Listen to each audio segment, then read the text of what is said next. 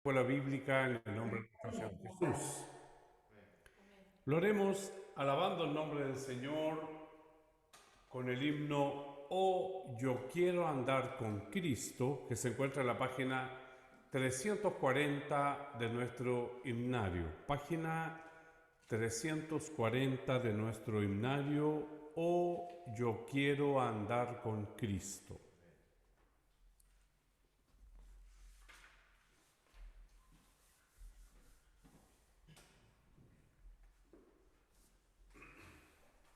Página 340, oh, yo quiero andar con Cristo. Oh, yo quiero andar con Cristo, quiero oír su tierna voz, meditar en su palabra y cumplir su voluntad, consagrar a Él mi vida, mis dolores y mi afán, y algún día con mi Cristo gozaré la claridad. Oh, si yo quiero andar con Cristo, oh, si yo quiero vivir con Cristo, oh, si yo quiero morir con Cristo, quiero serle un testigo fiel. Oh, yo quiero andar con Cristo, Él es mi ejemplo fiel. En la Biblia yo lo leo y yo sé que es la verdad. Cristo era santo en todo, el Cordero de la cruz, y yo anhelo ser cristiano, seguidor de mi Jesús. Oh, si yo quiero andar con Cristo, oh, si yo quiero vivir con Cristo, oh, si yo quiero morir con Cristo, quiero serle un testigo fiel. Oh, yo quiero andar con Cristo, de mi senda Él es la luz, dejar el penoso mundo para ir al Salvador. Este mundo nada ofrece, Cristo ofrece salvación, y es mi única esperanza, vida eterna ya con Dios. Oh, si yo quiero andar con Cristo, oh, si yo quiero vivir con Cristo, oh, si yo quiero morir con Cristo, quiero serle un testigo fiel. Amén. Glorifiquemos al Señor. Gloria a Dios, gloria a Dios, gloria a Dios. Vamos a presentarnos en oración delante de la presencia del Señor. Sin la compañía del Señor, sin su dirección, sin su gracia, sin su espíritu, nada podemos hacer, nada podemos decir. Palabrería humana que no edifica. Entonces vamos a pedirle al Señor, lo vamos a invitar para que Él esté en medio nuestro y esta escuela bíblica sea de provecho para nuestra vida espiritual. Oremos al Señor. Padre Celestial, en primer lugar, Señor, te damos muchas gracias por la oportunidad que nos brindas, Señor, de poder abrir, Señor, este día, iniciar este día, Señor, a tus plantas. iniciar, Señor, este día doblando nuestras rodillas, reconociéndote como nuestro Señor, nuestro Salvador, nuestro Dios, que un día, Señor, nos miraste con misericordia, te acordaste de nosotros, Señor. Muchas gracias. Gracias, Señor, porque sin ti, Señor, nada podemos hacer. Nos allegamos a ti, Señor, como somos, hombres, mujeres, pecadores, necesitados y faltos de ti, Señor. Y es por eso presentamos, Señor, nuestros pecados delante de tu presencia. Perdónanos, Señor, porque hemos fallado delante de ti con nuestro pensamiento, con nuestras actitudes, por las intenciones de mi corazón, Señor. Siempre, Señor, estoy alejándome de tu presencia, y es por eso que en esta hora te pido, Señor, que esa sangre preciosa nos lave y nos limpie. Limpia nuestras mentes, limpia nuestra conciencia, Señor, para que podamos entrar en tu tiempo, para que podamos entrar en tus atrios, para que podamos entronizarnos con tu presencia en esta hora. Señor, todos nosotros, alumnos, Señor, que llegamos buscando al Maestro, y tú eres nuestro Maestro. Tú nos muestras el camino, tú nos muestras la verdad, tú eres la vida, Señor. Y es por eso te rogamos en esta hora, sacía la necesidad de nuestros corazones. Tú sabes cómo cada alumno hoy día se acerca delante de ti. Tú los conoces, Señor, y es por eso te pedimos que esta lección pueda llegar en el momento propicio para llenarnos de ti, Señor, llenarnos de positivismo, llenarnos, Señor, de ganas de continuar, Señor, adelante, pregonando este Evangelio, como lo estamos viendo en este libro maravilloso, Señor, que tú has dejado para que nosotros podamos observar cómo la iglesia primitiva llevó adelante, Señor, este Evangelio. Te pido, Señor, de los alumnos más pequeños, la escuela bíblica de niños, Señor, está en tu mano poderosa. Hemos visto, Señor, milagros a través de la escuela de niños. Bendice a cada niño, a cada familia representada por esos niños. Te pido también por los profesores, por los maestros, Señor, por este ministerio tan maravilloso que tú has colocado, Señor, en estas manos. Bendice Chillán, Señor, llevando, Señor, el cansancio quizás, Señor, el desaliento, Señor bendito. Dale nuevos bríos, nueva fuerza, nuevo ánimo, nuevas ideas, Señor, para llevar adelante este ministerio que ha sido de gran bendición para tu iglesia. Y nosotros, Señor, pequeños y faltos, aquí estamos, desde el menor hasta el mayor, desde el más simple hasta el más sabio. Llegamos, Señor, buscando tu rostro. Apiádate de nosotros en esta mañana. Te lo pedimos, Señor, y ya te lo agradecemos en nombre de Jesús. Amén. Gloria a Dios, gloria a Dios, gloria a Dios. Hechos capítulo 27. El Señor nos tiene estudiando este pasaje tan maravilloso, donde Pablo ahora es enviado a Roma.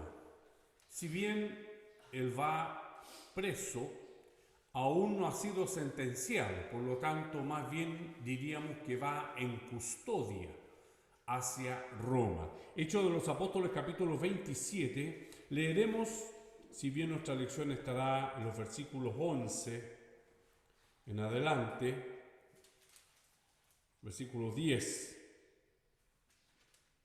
El versículo 10 estará nuestra lección. Daremos lectura del versículo 1 hasta el versículo 14 para ir adentrándonos en este pasaje bíblico tan maravilloso que el Señor nos presenta. Hechos de los Apóstoles, capítulo 27, leeremos del versículo 1 al versículo 14. Amén.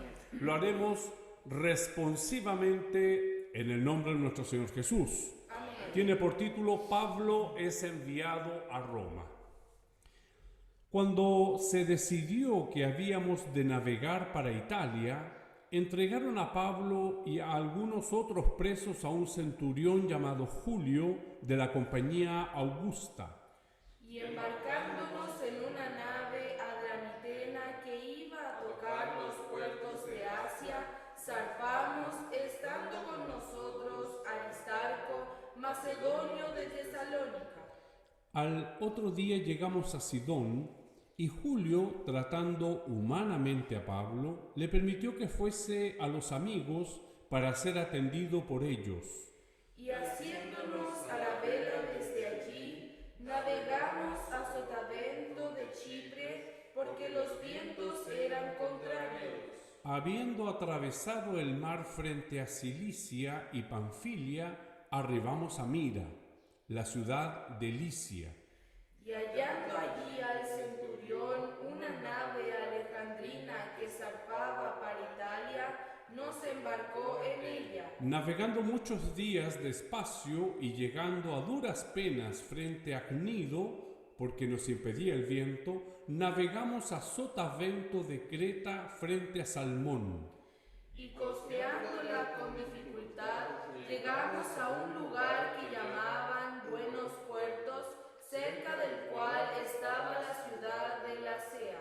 Y habiendo pasado mucho tiempo y siendo ya peligrosa la navegación por haber pasado ya el ayuno, Pablo les amonestaba, diciéndoles: varones, veo que la navegación va a ser con perjuicio y mucha pérdida, no solo del cargamento y de la nave, sino también de nuestras personas. pero el centurión daba más crédito al piloto y al patrón de la nave que a lo que Pablo decía. Y siendo incómodo el puerto para invernar, la mayoría acordó zarpar también de allí, por si pudiesen arribar a Fenice, puerto de Creta que mira al noreste y sudeste, e invernar allí. Y soplando una brisa del sur, pareciéndoles que ya tenían lo que deseaban, levaron anclas e iban costeando Creta, todos. Pero no mucho después dio contra la nave un viento huracanado llamado Euroclidón. Amén. Glorifiquemos al Señor. Gloria a Dios, gloria a Dios, Gloria a Dios. Gracias, Señor, por tu palabra. Ella está en medio nuestro. Ella es el alimento para nuestras vidas. En ella encontramos, Señor, la vida eterna. Revélanos, Señor, tu palabra, que ella sea declarada, Señor, a cada uno de nuestros corazones.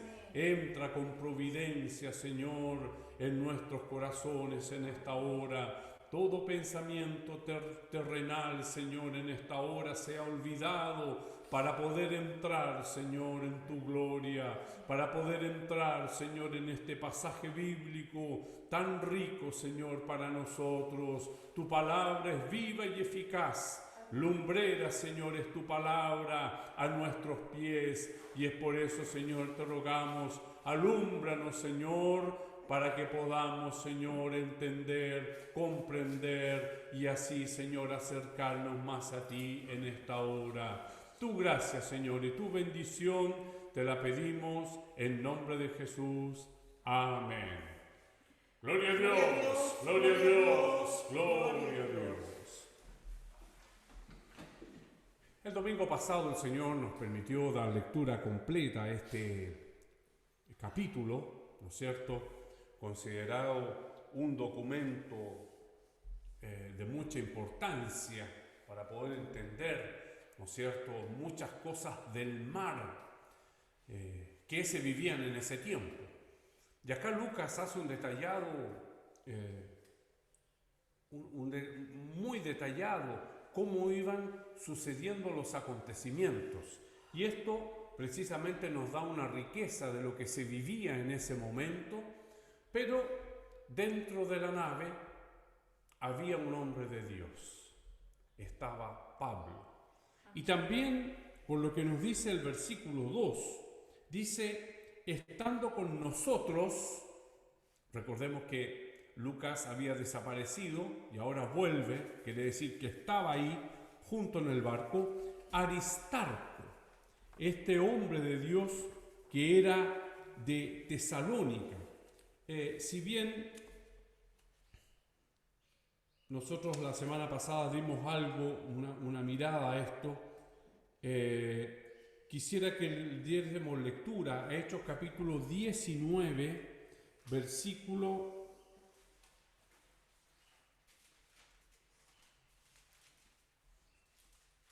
29. Vamos a pedirle a nuestros hermanos en Chillán para que estén atentos a las citas bíblicas el día de hoy. 19:29 de Hechos de los Apóstoles.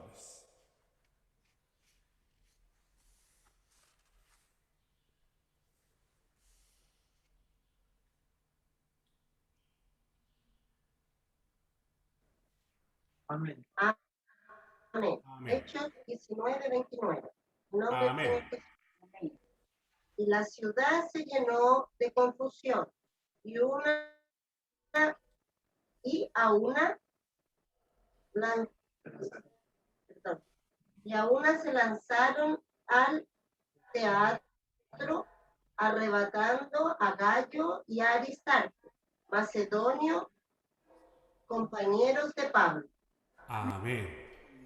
Compañeros de Pablo, es decir, así como Lucas, ¿no es cierto? Así como Gallo, Aristarco también aparece como un compañero del apóstol. Y también tenemos en otro pasaje, en Colosenses capítulo 4, versículo 10 y Filemón, versículo 24. Colosenses capítulo 4, versículo 10 y Filemón, versículo 24. En el nombre del Señor. Amén. Colosenses capítulo 4, versículo 10. Aristarco, mi compañero de prisiones, os saluda, y a Marcos, el sobrino de Bernabé, acerca del cual habéis recibido mandamientos. Si fuere a vosotros, recibid. Amén. Amén. Aristarco, mi compañero de prisiones, os saluda. Y también en Filemón, versículo 24.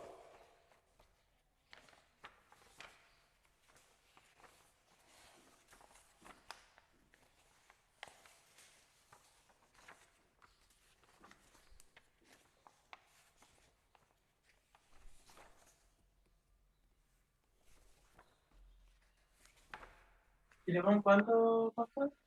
Versículo 24. En el nombre del Señor Jesús. Amén. Marcos, Aristarco, Demas y Lucas, mis colaboradores. Amén. Amén.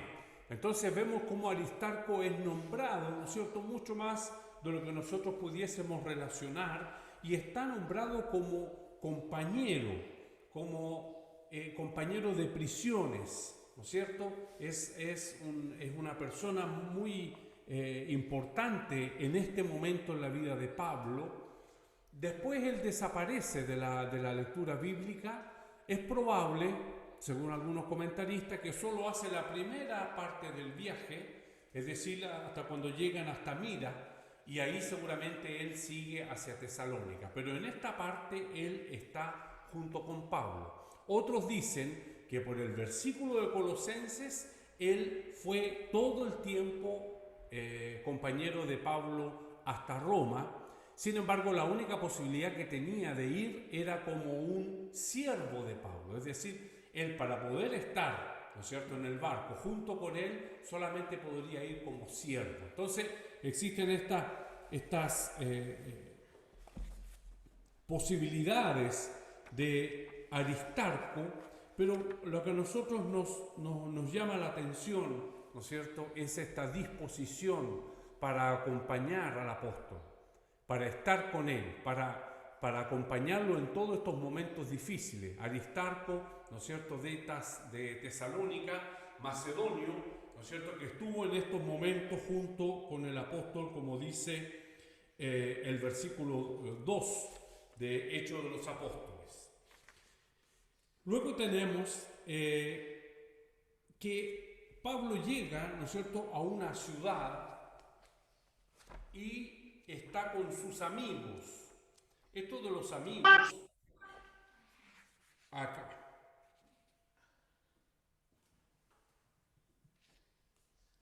Al otro día llegamos a Sidón y Julio, tratando humanamente a Pablo, que fue la lección, ¿no es cierto?, que vimos en la clase pasada, la bondad, ¿no es cierto?, tratando humanamente a Pablo, le permitió que fuese a los amigos para ser atendido por ellos. ¿Sí? Esto de los amigos, ¿no es cierto?, dice que toda la atención del amor cristiano que pudiera brindarse mientras el barco estaba en el puerto. Entonces también se puede suponer que un soldado lo acompañó, pero sus amigos se refiere específicamente a los cristianos que habían allí. Ahora, ¿cómo había cristianos en este lugar? Si nosotros vamos a Hechos de los Apóstoles capítulo 11, versículo 19, vamos a ver Hechos de los Apóstoles capítulo 11, versículo 19.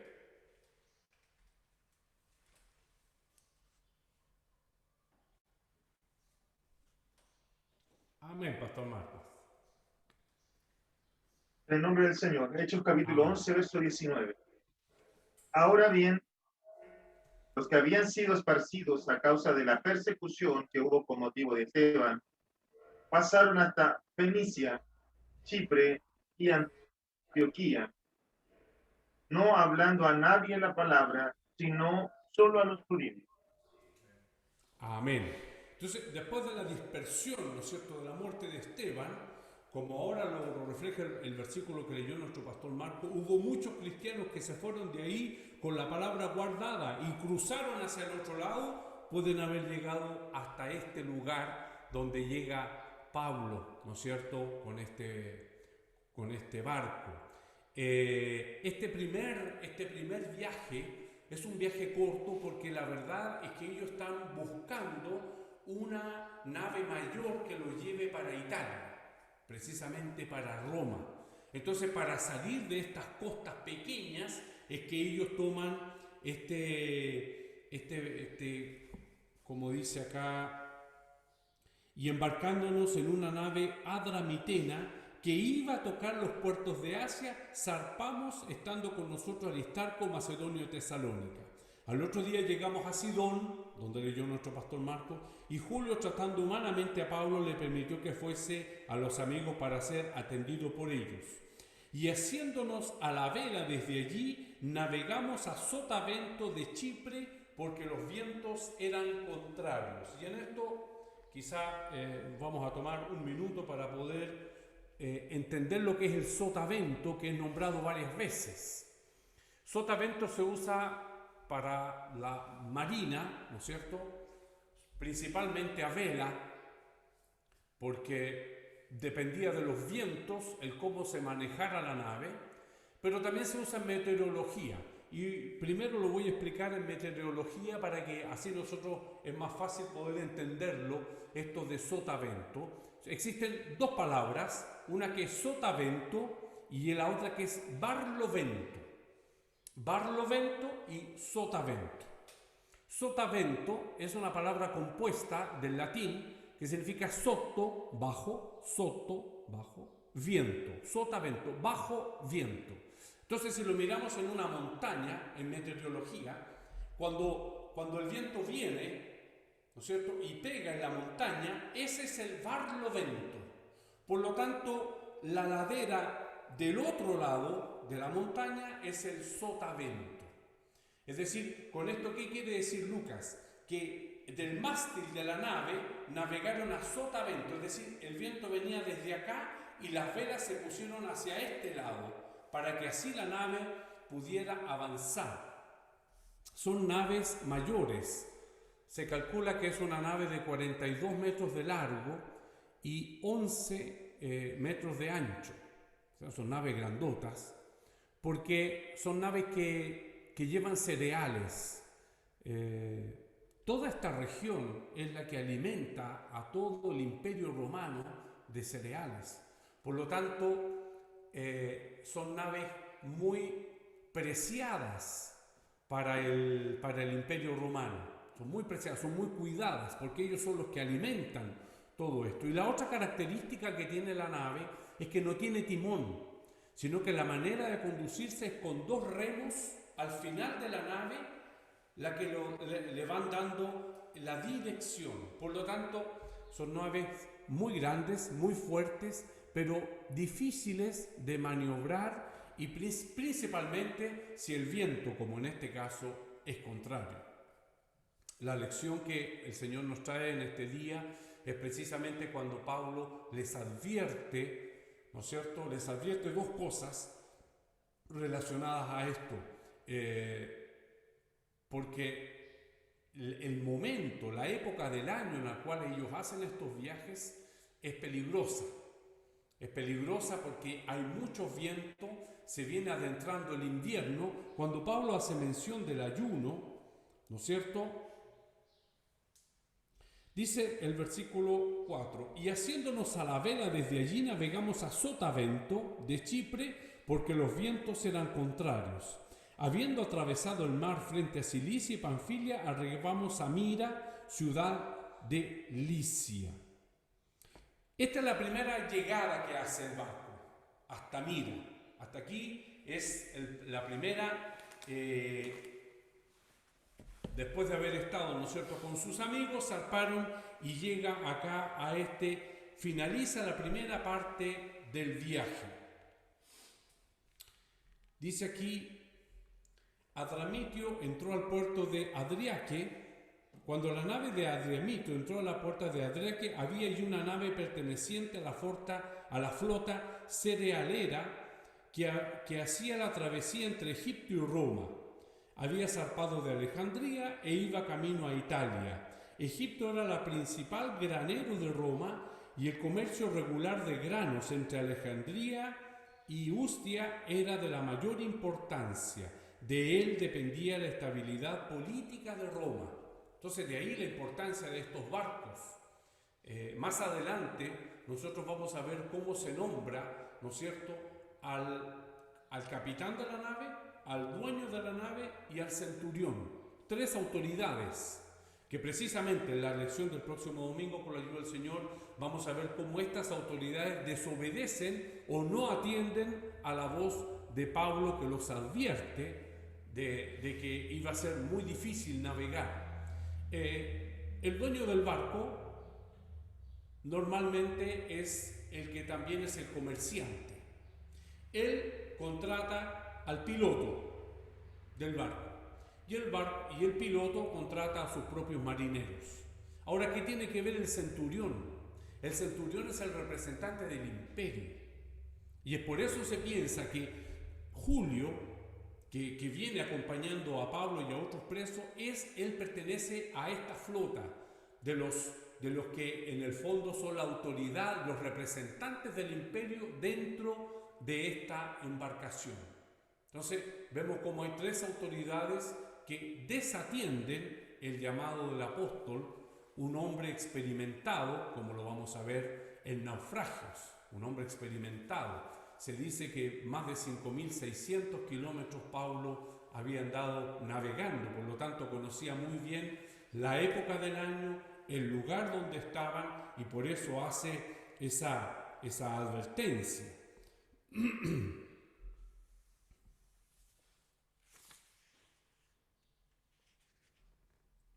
Acá hay un comentario que dice: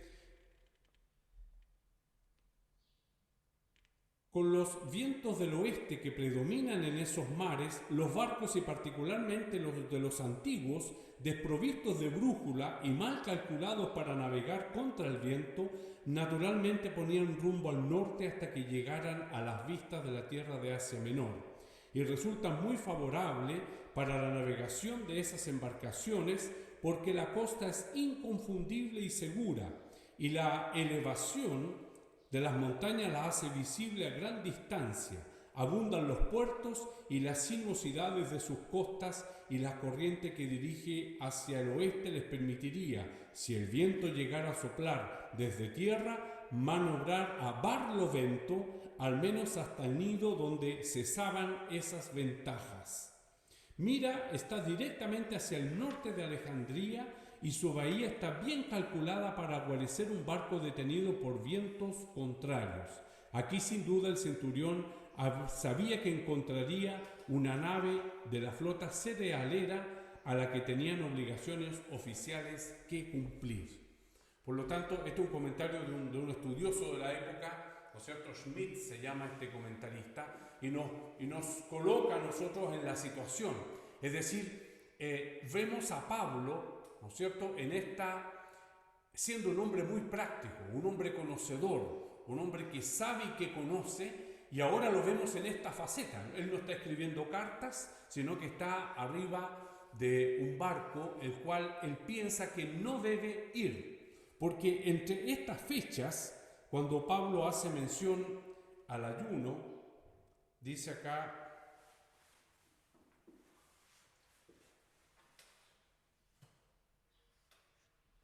el versículo 9, y habiendo pasado mucho tiempo y siendo ya peligrosa la navegación por haber pasado ya el ayuno, Pablo les amonestaba. ¿Qué tiene que ver? No es que estaban en ayuno dentro del barco, sino que era el ayuno que correspondía, ¿no es cierto?, según las fiestas de los judíos, la cual acontecía normalmente, acá yo tengo la fecha.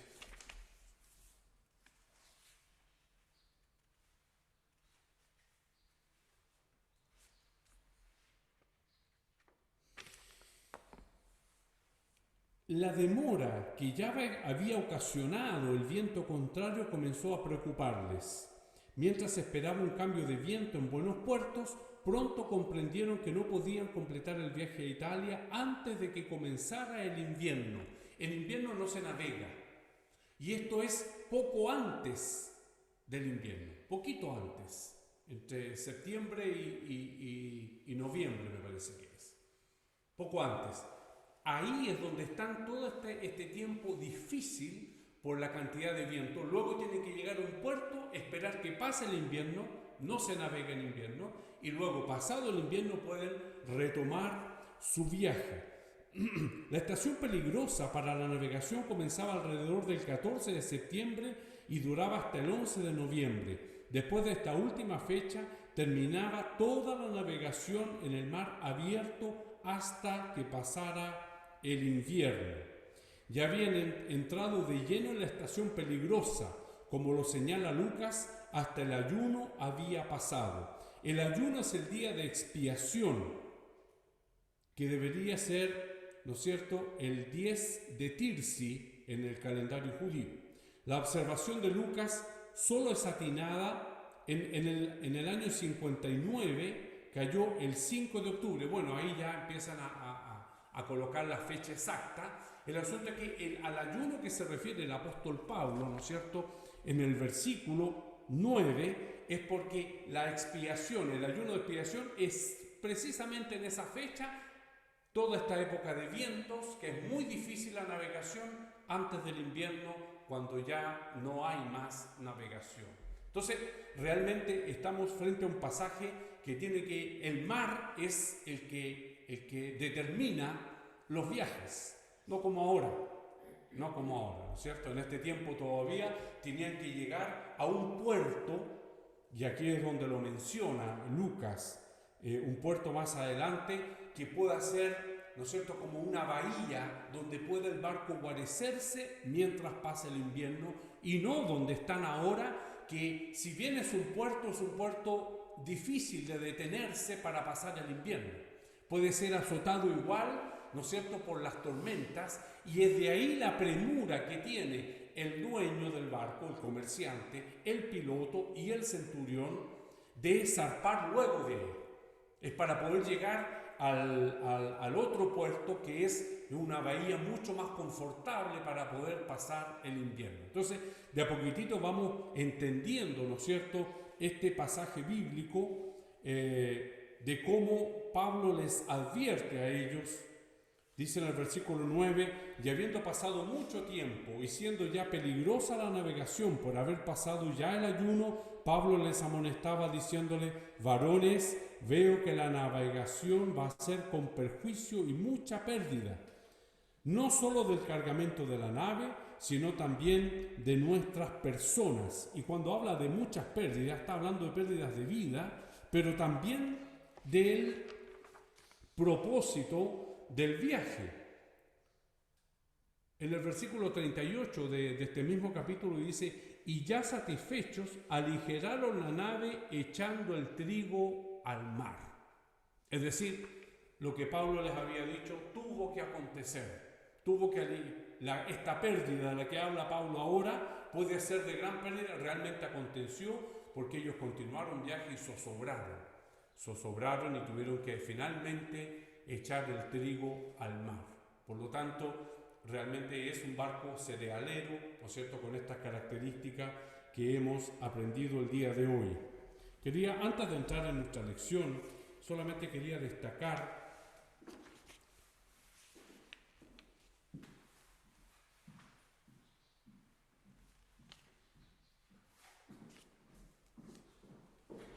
el versículo 10 de nuestra lección dice, diciéndoles varones, veo que la navegación va a ser con perjuicio y mucha pérdida, no solo del cargamento y de la nave, sino también de nuestras personas. Pablo, para que las tormentas marítimas y los naufragios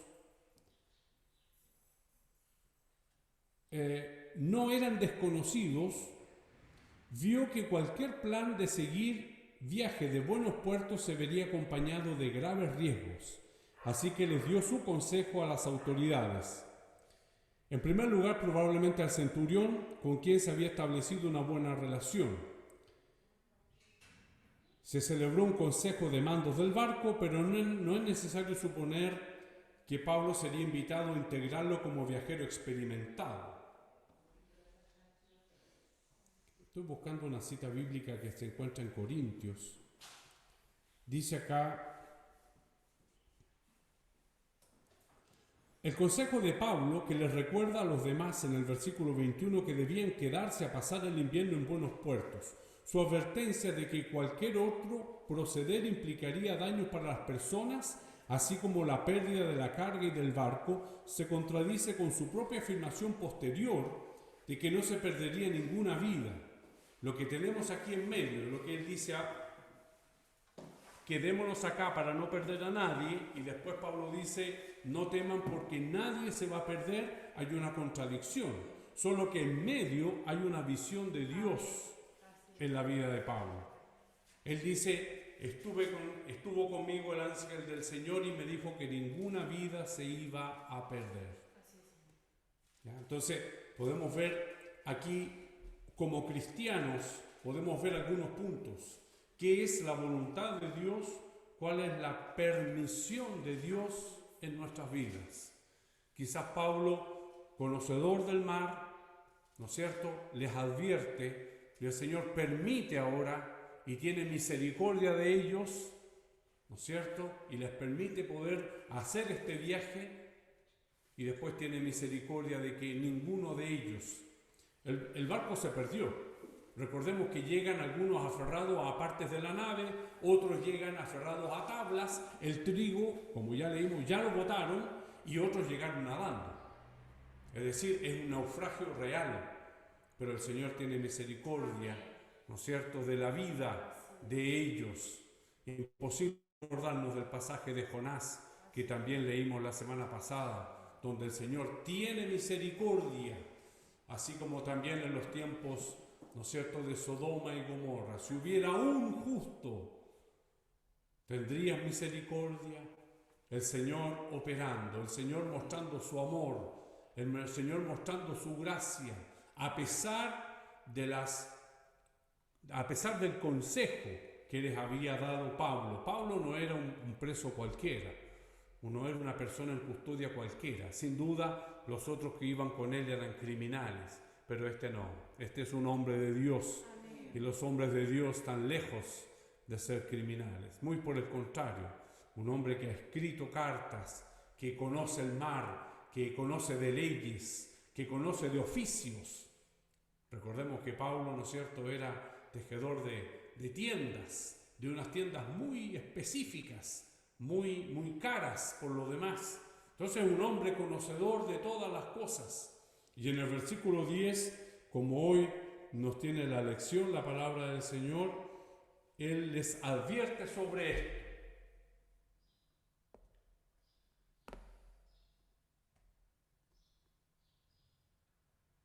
Acá está.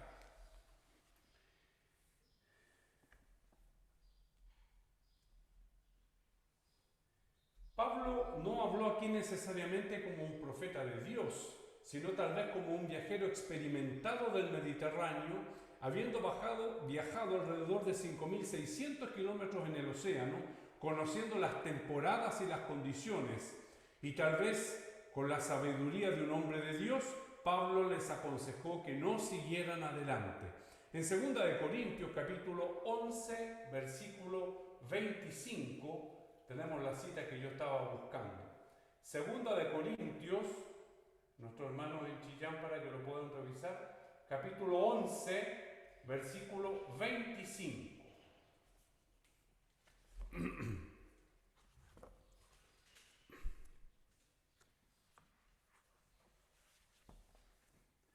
Segunda de Corintios, Pablo, capítulo en la 11, cita, por versículo favor. 25.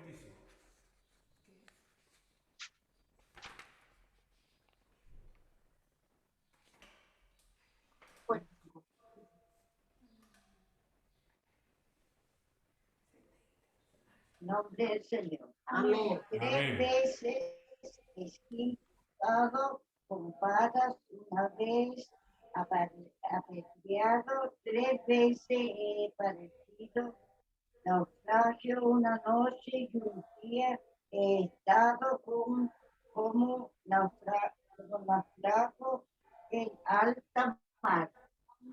Amén. Dios bendiga a nuestra hermana Carmen.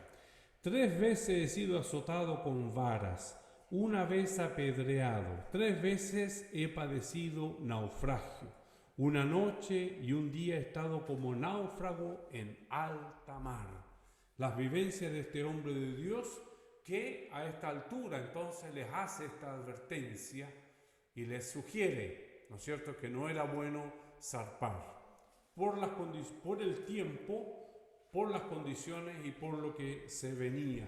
Entonces la lección del día de hoy, con la ayuda del Señor, está centrada en esto. El consejo de Pablo. ¿Qué es lo que aconseja Pablo? Aconseja esperar un mejor tiempo para navegar. El consejo sabio del hombre de Dios debe ser escuchado. El consejo sabio del hombre de Dios. Todas las citas están en el libro de Proverbios. Podemos iniciar la lectura de estas citas bíblicas.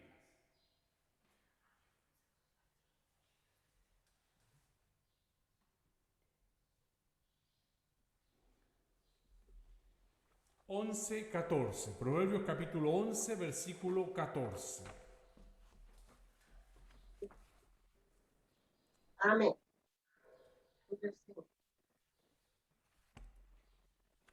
Donde no hay dirección sabia, caerá el pueblo, mas en la multitud de consejeros hay seguridad. Amén. Donde no hay dirección sabia, caerá el pueblo. Es decir, el pueblo necesita dirección. El himno que iniciábamos nuestra escuela bíblica, oh, yo quiero andar con Cristo, nuestro Maestro, nuestro guía, nuestro camino, nuestro Señor, nuestro Salvador. Nosotros no estamos a la deriva, no tenemos dónde mirar, no. Este proverbio nos enseña claramente, donde no hay dirección sabia, ¿qué más sabio que nuestro Señor Jesucristo? Que desde la fundación del mundo Desde la eternidad hasta la eternidad ha acompañado cada momento. Aún así, Él tiene la disposición para guiarnos a nosotros en nuestras pequeñas decisiones, en nuestros pequeños momentos de naufragio. Él está dispuesto, como estos hombres. Se les da el consejo, pero la segunda parte del versículo dice, más en la multitud de consejeros hay seguridad. Y el Señor ha establecido lugares y personas para que nosotros podamos recurrir. Yo como cristiano tengo donde recurrir. En primer lugar, doblando mis rodillas.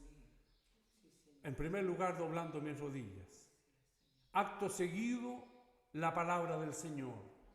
Pero nuestro pastor Josué era muy claro en enseñarnos de que este no es un amuleto. Esto no es un amuleto, que yo voy y lo busco para ver. No.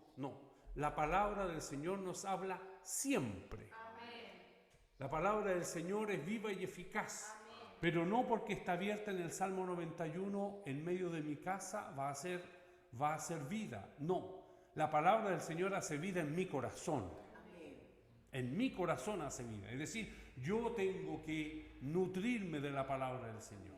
Yo tengo que aprender de la palabra del Señor, como nos enseñaba el Señor este jueves por su palabra. ¿No es cierto? Cómo es lindo estudiar, cómo es lindo leer, cómo es lindo adentrarse.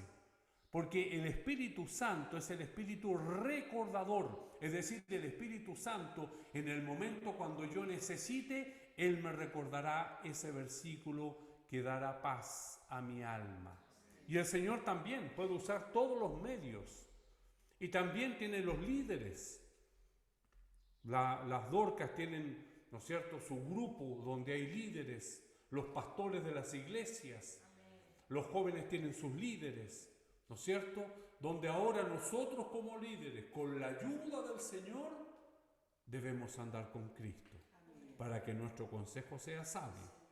No yo creo, yo pienso, yo me imagino, sino que hoy yo quiero andar con Cristo, que sea Cristo, ¿no es cierto? ¿Cuál ciudad sobre un monte edificada no se puede esconder? Que tu luz resplandezca. ¿Cuál luz? La luz de Cristo en nuestros corazones. Proverbios capítulo 12, versículo 15.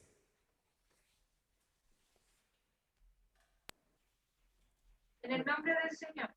Amén. El camino del necio es derecho. Amén. El camino del necio es derecho en su opinión, mas el que obedece al consejo es sabio. Amén. El camino del necio es derecho. Claro. Esto nos indica que el necio no oye.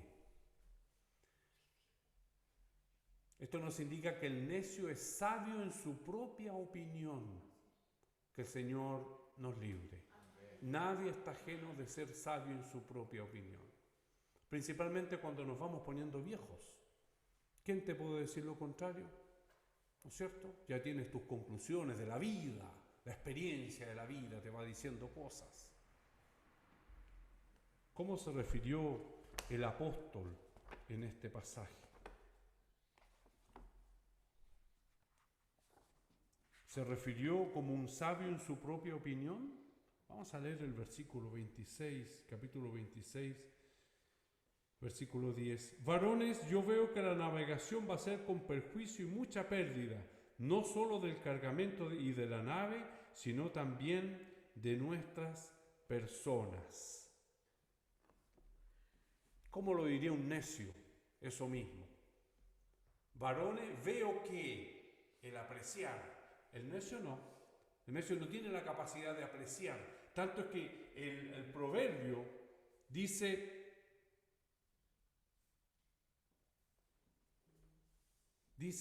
el camino del necio es derecho en su opinión, mas el que obedece al consejo es sabio. Para poder obedecer al consejo, yo tengo que oír.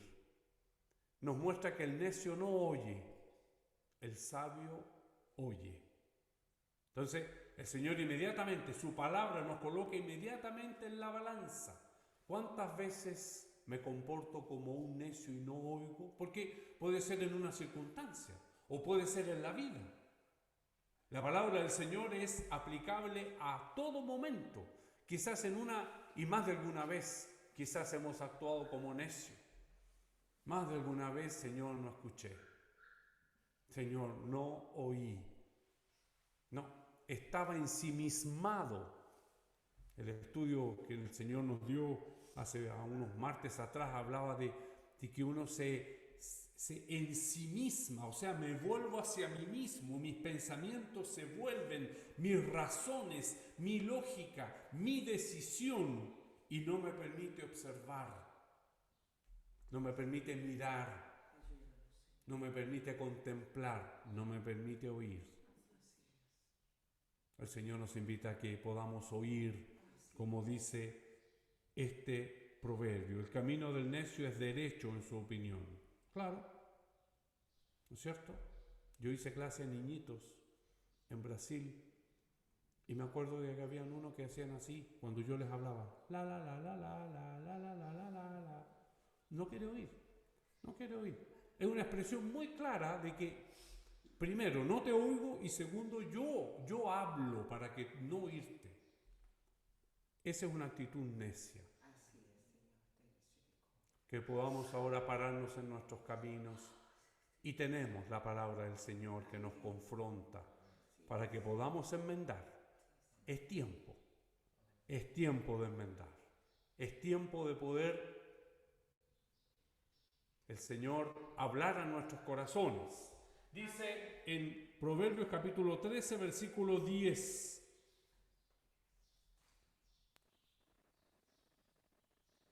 Amén. En el nombre del Señor Jesús.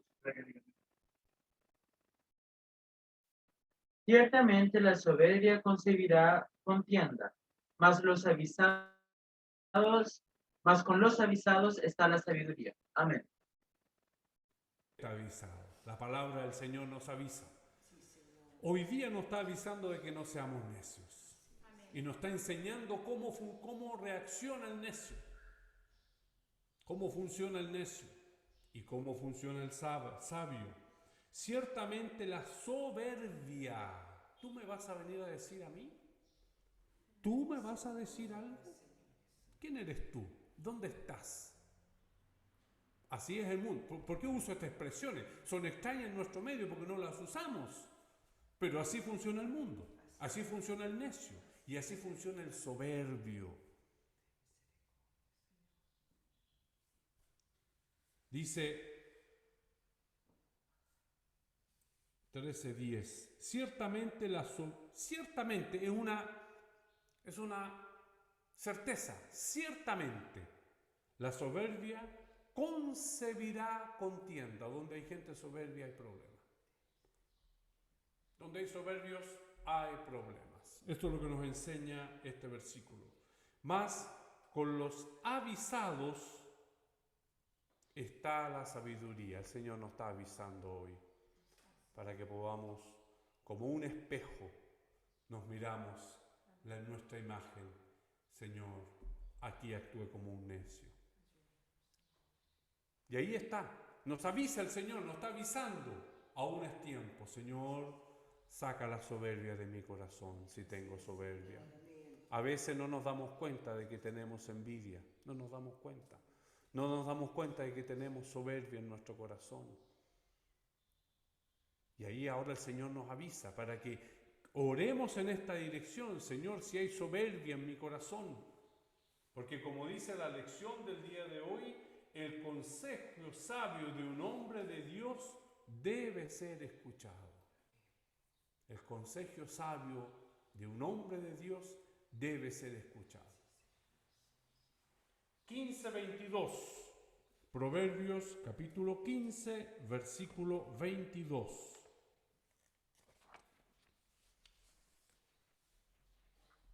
Los pensamientos son frustrados donde no hay consejo, mas en la multitud de consejeros se afirman. Amén. Amén. La multitud de consejeros no es ir de un lado y a otro, no. Aquí nos aconseja el apóstol Pablo, aquí nos aconseja el apóstol Juan, aquí nos aconseja David, aquí nos aconseja la palabra del Señor que es viva y eficaz. Ahora, los pensamientos son frustrados donde no hay consejo. Y ahora inmediatamente nos colocamos nosotros como padres en esa posición, como papá, estoy siendo un consejero. Señor, ayúdame.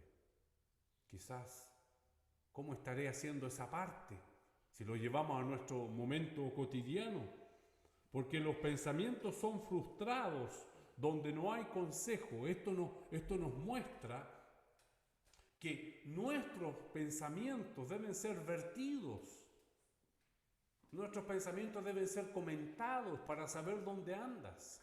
Comentábamos en la mesa con nuestra hermana Raquel, nos hacía mención a una reunión de apoderados de adolescentes donde no hay diálogo, no existe el diálogo. No, mi niña sale a comer en la noche, así que no sé realmente, no sé lo que hace,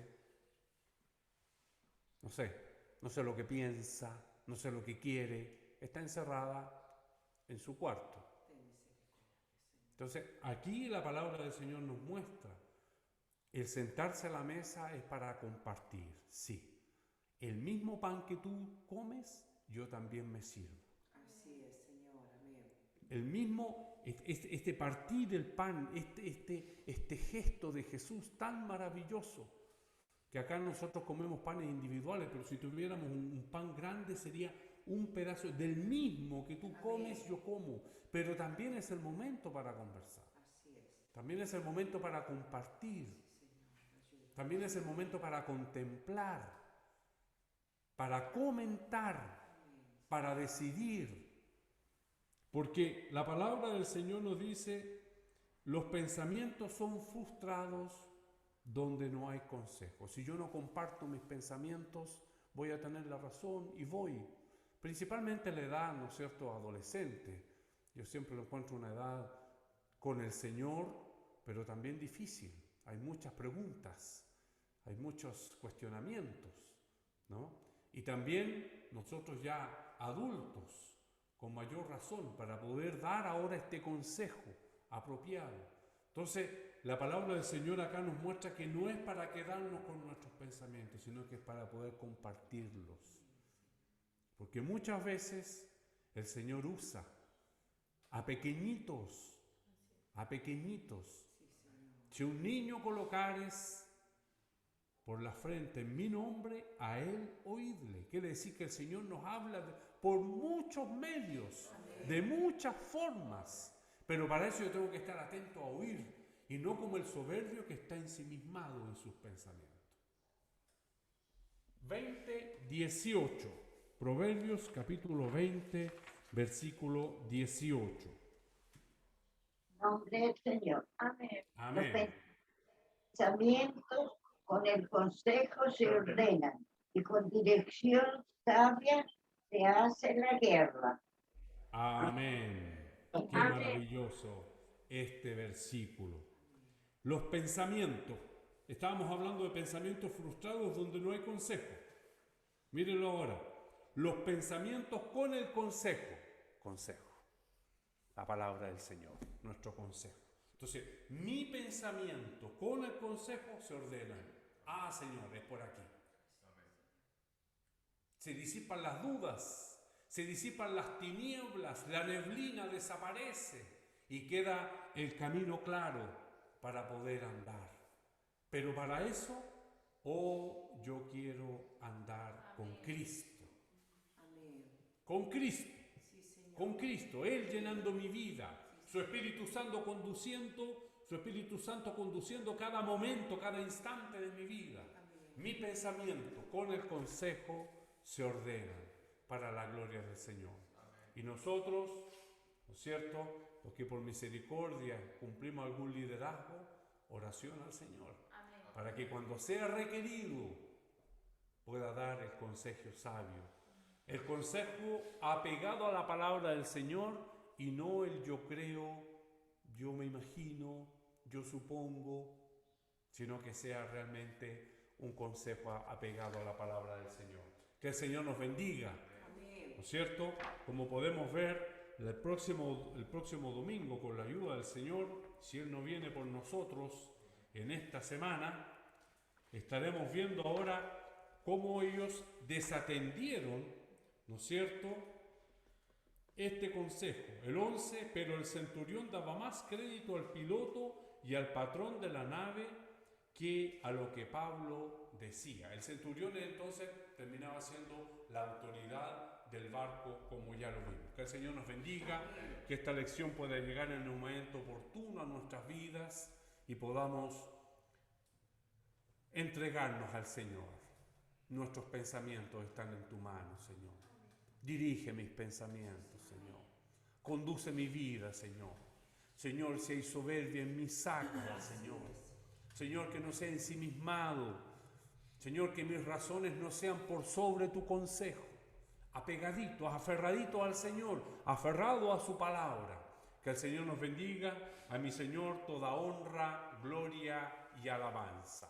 Le invito a que demos gloria al Señor. Gloria a Dios, gloria a Dios, Gloria a Dios. Gracias, Señor, como tu palabra siempre nos aconseja, como tu palabra siempre nos muestra el camino, como tu palabra, Señor, es un espejo que muestra, Señor, mi desnudez delante de ti. Pecador soy, Señor, muchas veces he actuado ensimismado. Muchas veces, Señor, el viejo hombre aparece y reacciona de una manera impía, de una manera necia. Perdóname, Señor, perdónanos en esta hora, porque podemos ver, Señor, que siempre debemos estar alimentándonos de tu palabra, siempre debemos estar aprendiendo de ella, siempre debemos estar oyendo tu voz, Padre Celestial, para que mi fe sea aumentada, porque ésta se aumenta por el oír, y por el oír por la palabra, por tu palabra. Haz vida, Señor, esta lección en nuestros corazones, que podamos acercarnos a ti con un corazón contrito y humillado. Toda soberbia de tu iglesia, Señor, en esta hora sea reprendida en el nombre de Jesús. Toda necedad, Señor, sea reprendida en el nombre de Jesús. Queremos servirte, queremos hacerlo de corazón, queremos hacerlo de verdad, y para eso te necesitamos. Llénanos de tu presencia, llénanos de tu Espíritu Santo, llénanos de la alegría de tu Evangelio en nuestras vidas. Llénanos de la alegría de saber que nuestros nombres están escritos en el libro de la vida. Qué consejo más sabio me das, Señor. Con eso me haces ver que todo lo que vive en esta tierra no tiene importancia, porque debo estar alegre y estaremos alegres porque nuestros nombres están escritos, Señor, en el libro de la vida. No sé qué viste en nosotros, Señor, no sé.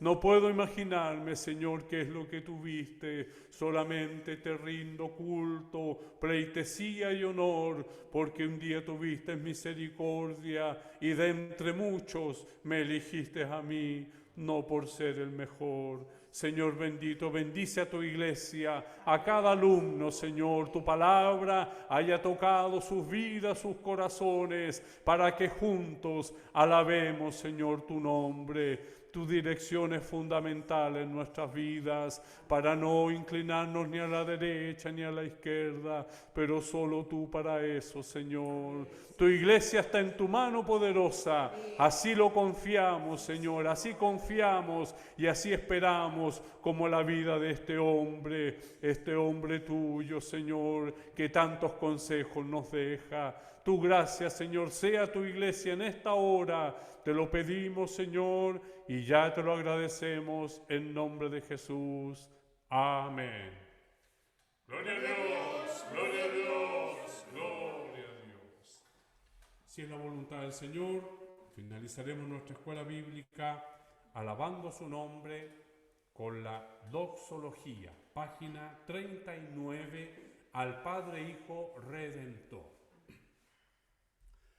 Al Padre, Hijo Redentor y Espíritu Consolador, al Trino Dios en unidad, gloria eterna tributad. Glorifiquemos al Señor. Gloria a Dios, gloria a Dios, gloria a Dios. Que la gracia de nuestro Señor Jesucristo, el amor de Dios y la comunión de su Santo Espíritu sea con todos nosotros. Amén. Gloria a Dios, gloria a Dios.